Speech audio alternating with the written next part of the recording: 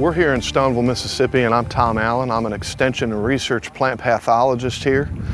This is the Mississippi Soybean Promotion Board Rainout Shelter Project, and essentially the overall objective of this project for the first 3 years that we have planned is to use these structures to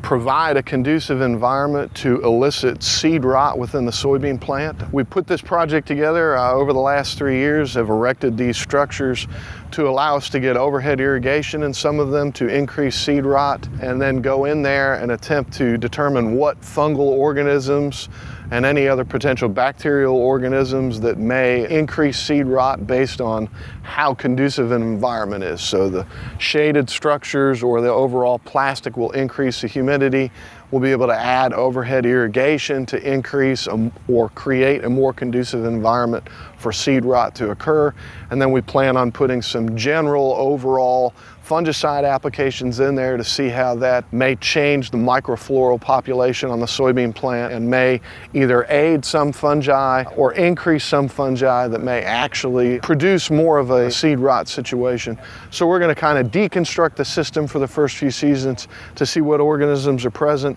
and then the next 3 years after that we'll attempt to reduce that seed rot by actually focusing in on some of those specific organisms and providing management practices for soybean farmers throughout Mississippi, as well as the greater region in the Mid-South that will overall reduce seed rot and allow them to not lose so much